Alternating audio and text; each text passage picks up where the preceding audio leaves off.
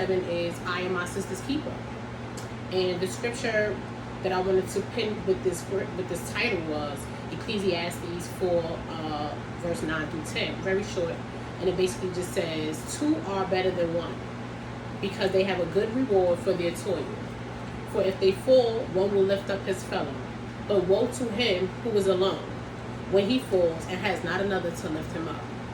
And again, that was Ecclesiastes 4, verse 9 through 10. And I'll read it one more time. And it says, two are better than one, because they have a good reward for their toil. If they fall, one will lift up his fellow. But woe to him who is alone when he falls and has not another to lift him up. And toil basically meaning exhausting physical labor. So, woe to him who doesn't have anyone to help him with the physical. And the relevance of the scripture basically says in black and white that two are better than one. The scripture describes why this is so by stating, because these two have a better return for their labor together than apart. But pity to anyone who falls and has no one to help them up. As a woman, it is our job to build community and accountability among one another.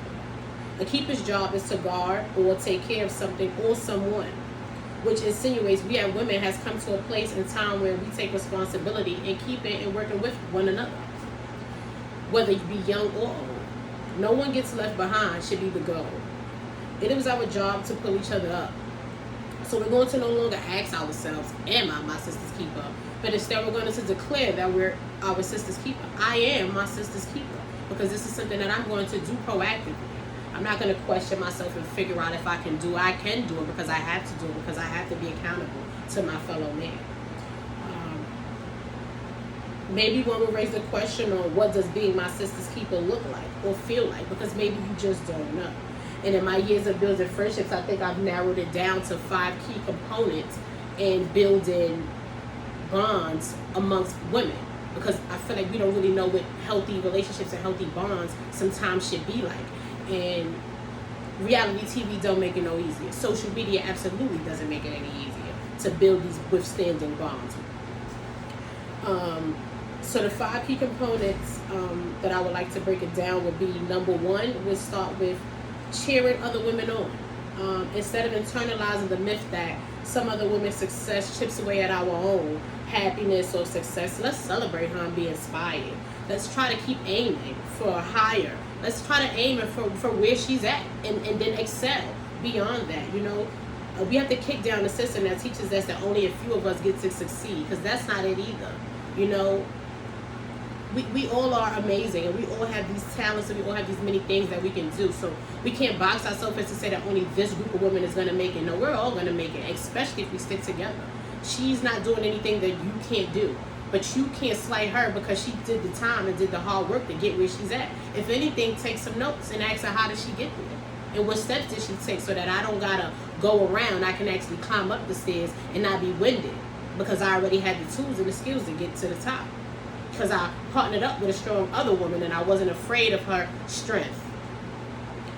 Number 2, I would say, is keep the peace. Yes, we're human, and sometimes people fight, whether physical, verbal, just different various ways. And you may have graduated to another maturity that instills the misfortune of physical altercations and cattiness. Your sister, maybe not so much. She may not have grasped these concepts. Your sister may be harboring jealousy against you and is actively trying to coach you on or embarrass you sometimes in certain situations. But you got to be the one to not fall for it. You're bigger than that. Understand understand those constantly doing the attacking are the ones that are constantly under attack. So keep your cool for your own sake and sanity, because hurt people hurt people. Number 3, I would suggest would be give an ear. And when I say give an ear, I don't mean do a lot of talking. I mean do a lot of listening. Give an ear, not advice. People seek out advice when needed, but most just want an open and non-judgmental ear, i.e. non-judgmental ear. Provide women in your life, or those that you come across their paths, a safe space to vent. Offer your opinion when asked. No other time. And if or before giving it, always check your own tone. Not sometimes, but always check your own tone and temperature. Because no one wants to feel judged for being human. No one wants to feel judged for things that you know you did 20 years ago, 10 years ago, 5 years ago, maybe 5 days ago. And no, it doesn't make it right because you 25 and she 15. No, you got to be an example first of all. And no, it may not be equal because that's a child and you're an adult, but you got to lead by example. And a lot of times we tell people no, no, no, no, no, but where's the example, right? So when people come to you and they want to, your friends want to come, they want to vent about their man or vent about their situation. Yeah, I mean, we know he ain't no good. He a liar, he a cheat, but so what? That's her. He hers. He hers. And when she done it, when she ready, she gon' trust me. She gonna leave. And if she not done it, she not ready. So what? That's still your friend, and you still gotta be there for her. Cause guess what? You probably done been with a few people that she didn't agree with either, but she still listen because she cares enough to respect you enough to listen. Number 4, I would say is don't be afraid to pull your sister to the side, but be careful with this one. We all make very bad calls sometimes. Even Superwoman loses her cape. Sometimes when you see your sister messing up in a way that negatively affects on you or those around them or their livelihood, by all means intervene. But know that no one needs you to put them on blast. There's no empowerment or uplifting in dragging your sister's name in the mud.